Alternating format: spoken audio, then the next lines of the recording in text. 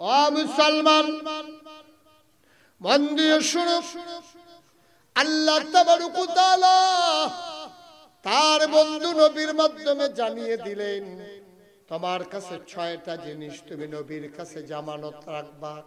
নবীজি জান্নাত তোমার কাছে আমানত রাখবে। 1 নম্বরে হইল নামাজ। 1 নম্বরে কি? জোরে কইতেন না? সালাত। কোরআনের ভাষায় যেটাকে সালাত বলে, আমাদের দেশে প্রচলিত হলো নামাজ। সালাত। কোরআনে নামাজ নাই, কোরআনে সালাত আছে, কিন্তু প্রচলিত আপনাদের সাথে অনেক শব্দ এরকম ব্যবহার হয়। মারহাবা নামাজ। 1 নম্বরে কি? নামাজ। 1 নম্বরে কি? জোরে করে 1 নম্বরে কি? 1 নম্বরে নামাজ আপনি আমানত রাখবেন আল্লাহর হাতে, নবীজির কাছে। অর্থাৎ আপনি 5 ওয়াক্ত নামাজ পড়বেন, আপনি ছাড়বেন না। গতকালকে আবার মাহফিল ছিল সদর দক্ষিণ বুষ্টি বাজারের পশ্চিমে, কি জানি জায়গাটার নাম, এই বুষ্টি বাজার থেকে সামান্য একটু পশ্চিমে গিয়া ওইখানে আমার মাহফিল ছিল। তো ভিটোরা না কি জানি গ্রামটার নাম, হ্যাঁ ভাটোরা, ভাটোরা ওরা তো গেছিল, তো দেখছে ভাটোরা মাহফিলে গেছি। 6টা ছেলেকে আমি নিজের হাতে সাইকেল দিলাম, তারা ব্যবস্থা করছে, আমি দিছি। জিজ্ঞেলাম কি ও সাইকেল কিনে? কয় এই যে ছুটে ফলাডি, এটা নিয়ে 40 দিন 5 ওয়াক্ত নামাজ জামাতে আদায় করে ফার্স্ট হইছে। বুড়া বাড়িতে ফেল করছে, বুড়া বেড়াইতে ফেল করছে।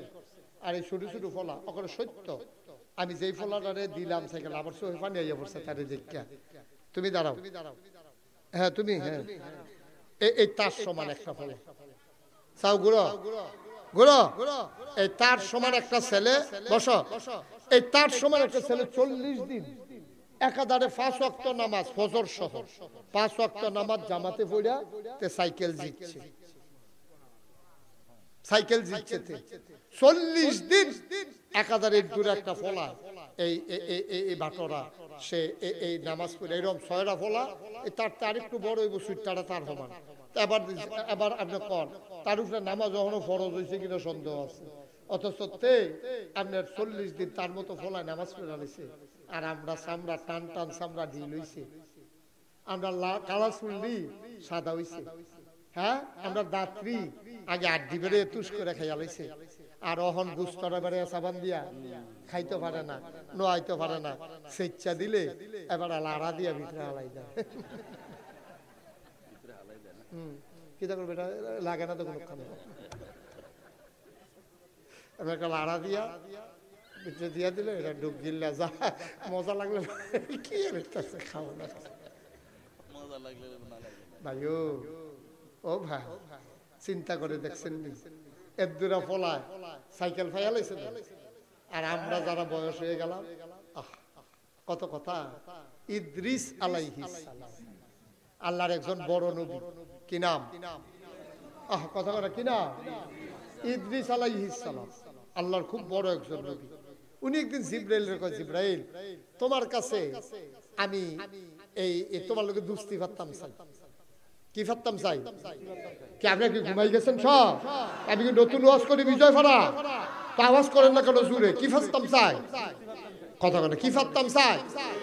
এই জিবরাইল আজরাইল তোমার লোক, তোমার আমি দুস্থ বানাই। আজরাইল কয় ভাইসা দুস্থ বানানোর যা বানা সময় আইলে কইলাম, দেরি হইতো না। আপনি মনে করেন না দুস্থ দেখা আপনার 1 সেকেন্ড 2 মিনিট বেশি থাকতাম দেন, এই কারবার হইতো না। আপনি দুস্থ না যায়, আপনি কিন্তু সময় আইলে আমি করে হাসান দিয়ালাম, টান দিয়া লয়ে জিজ্ঞাসা। তবে এখানে একটা কথা আছে, নবীদের থেকে রূহ কবজ করা হয় নবীদের অনুমতি নিয়ে। এটা আমরা আহলে সুন্নাত ওয়াল জামাতের আকীদা। নবীদের অনুমতি ছাড়া কোন নবীর থেকে রূহ কবজ করা হয় না। এটা আল্লাহ তাদেরকে স্পেশাল পাওয়ার, তাদেরকে একটা অনন্য বৈশিষ্ট্য আল্লাহ দান করেছেন। আপনাকে আমাকে কিন্তু জিজ্ঞেস করে না, আপনাকে আমাকে জিজ্ঞেস করে না, কিন্তু নবীদেরকে জিজ্ঞেস করে করে তাদের রূহ কবজ করা হয়। তো ইদ্রিস আলাইহিস সালাম ডাক দিয়া কয়, খুব খেয়াল করে শুনেন, কয় দোস্ত আপনারা আমি বাচ্চা থাহনের লিগে তো দুস্থ বানাইতাম চাই না, আপনার একটু আপনি আমার একটু সাবধান করবেন।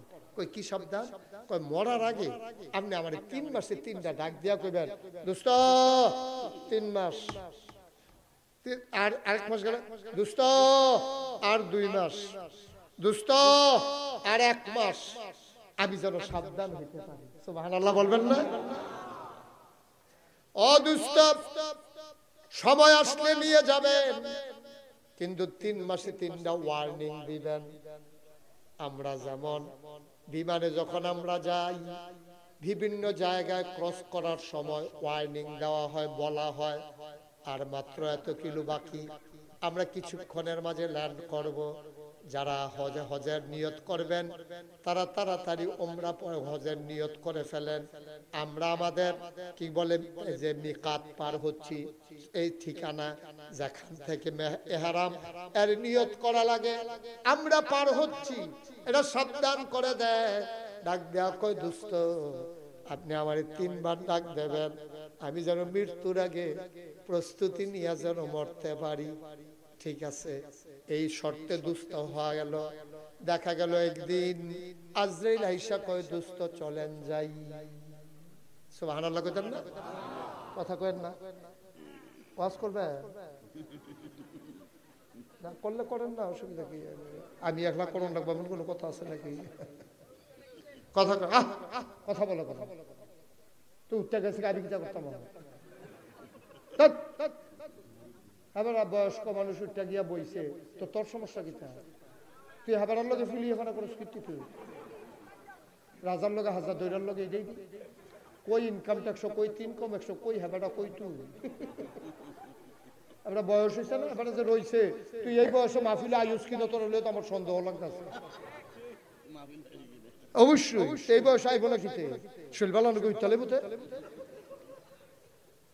তারা তো আইসে হন আগের দিনের মুরব্বী দিকে আইসে। মারহাবা কর, কয়বার না 3 বার ওয়ার্নিং দিব। কয়বার? 3 বার।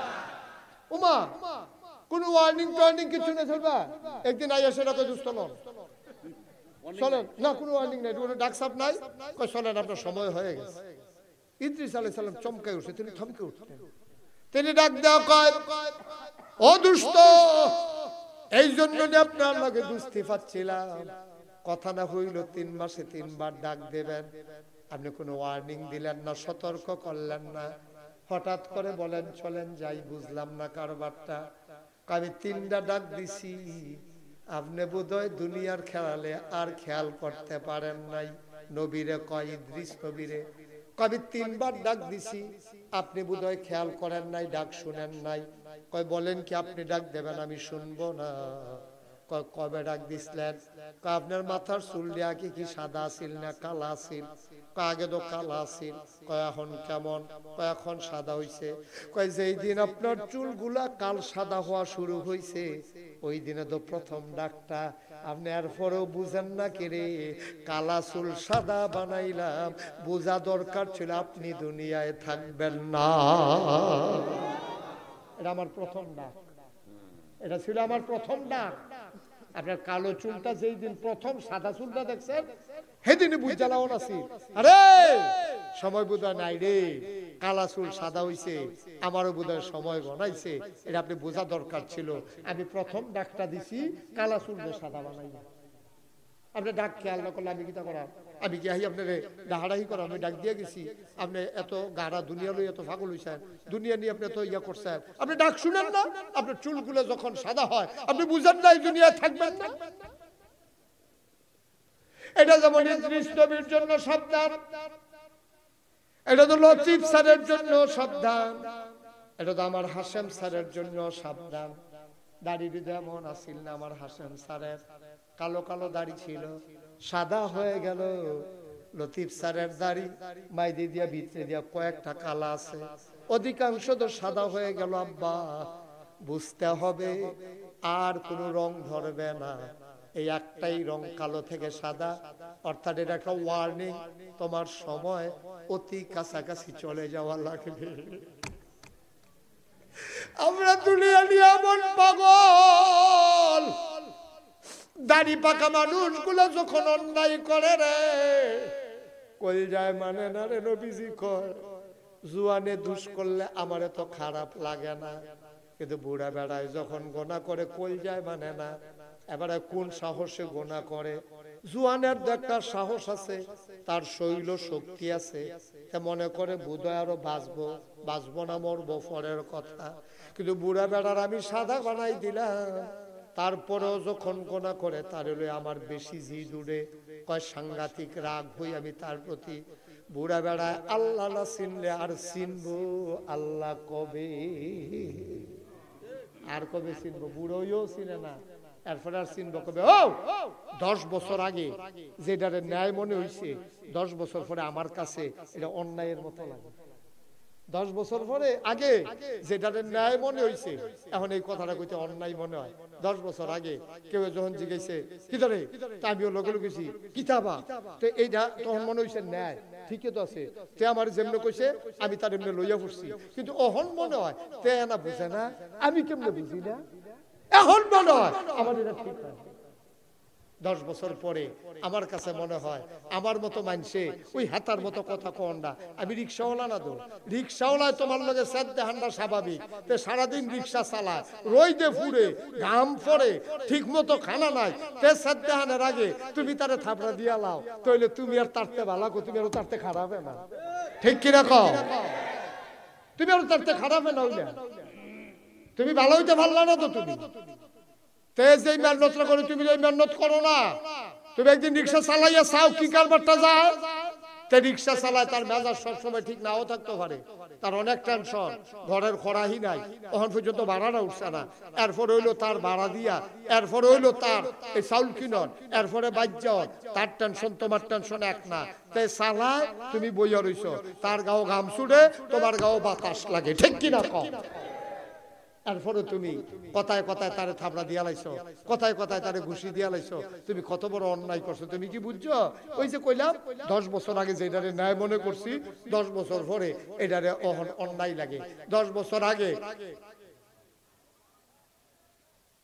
10 বছর আগে যেটারে রিক্সাওয়ালা 2 টাকা বেশি ভাড়া চাইলে 70 টাকা যাইতো গা, যে হ্যাঁ তুই ন্যায্য ভাড়া চাস্তা 2 টাকা বেশি চাইলি গেলে, ওহন মনে হয় 2টাতে হাত দেয় তারে দিই। সময় এমনই, সময় এমনই হয়। কিন্তু আমরা দেখেন কি নাদান মানুষ, কি নাদান মানুষ। ও মুসলমান মন দিয়ে শুনো, বুঝলাম বুঝলাম, কালো দাড়ি যখন সাদা হয়েছে আপনি বুঝছেন, আমার 1 নাম্বার ডাক দিছেন, 2 নাম্বার ডাকটা দিছিলেন কবে? আপনার মনে নাই? আপনার দাঁতগুলা কত শক্ত ছিল, হাড্ডি চাবাইয়া খাইতে পারতেন, আর আজকে আপনি হাড্ডি খাবেন দূরের কথা, আজকে গোশতটা খাইতে পারেন না, শক্ত দাঁতগুলা ফালাই দিলাম। সেই দিন বোঝা দরকার ছিল, এটা 2 নাম্বার ওয়ার্নিং, আপনার দুনিয়ায় বেশি দিন থাকবেন না। কয় বুঝলাম, 3 নাম্বার ডাকটা দিছেন কবে? আপনার চামড়া এখন যেমন ছিল, এখন যেমন আছে, আগে কি তেমন ছিল? কয় না ভাই, আগে তো টান টান চামড়া ছিল, আগে ওযু করলে গাল বেয়ে বেয়ে পানিগুলা পড়ে যেত, এখন ভাজে ভাজে পানি আটকে যায়। কয় আর পরেও বুঝেন নাই, আপনার যার সময় নাই, 3 ডাক আমি 3 বারে দিছি, আপনি খেয়াল করেন নাই, আপনি দুনিয়ার চিন্তা ছেড়ে মগ্ন হয়ে আছে, পরকালের চিন্তা আপনার মাথায় আসে নাই, ঠিক কিনা ভাই? তাইলে 1 নম্বরে আমরা আমানত রাখবো আমাদের 5 ওয়াক্ত নামাজ। তোমরা এখন মনে করতে আছো, আমার যারা কলজার টুকরা যুবক, তোরা মনে করতে আছো তোরা নামাজের কথা কেউ কইলে তোরা আইস দিয়া কস, আরে নামাজের এই সময় কি, আমরা ফলাইন মানুষ না, আব্বা তো পরে হন, আমিও তো আব্বার মতো হইলে ফুটালা। আব্বা তোরে কেডাই কইছে তুই আব্বার মতো হইবি? তোর এই গ্যারান্টিটা কে দিছে তোরে যে তুই আব্বার মতো হইবি? এই গ্যারান্টি তোরে দিছে কারা? তুই তো নামাজের এই যে তুই এই কথাটা কইলি যে আব্বার মতো হইলে আমিও পড়া, তুই আব্বার মতো বয়স পাইবি, এর আগে তুই মরতি না, এই কথা কইছি। এই জীবনে বয়স্ক মানুষের যত জানাজা পড়ছি, ফলাফাইনের জানাজা কোনো অংশ কম পড়ি নাই।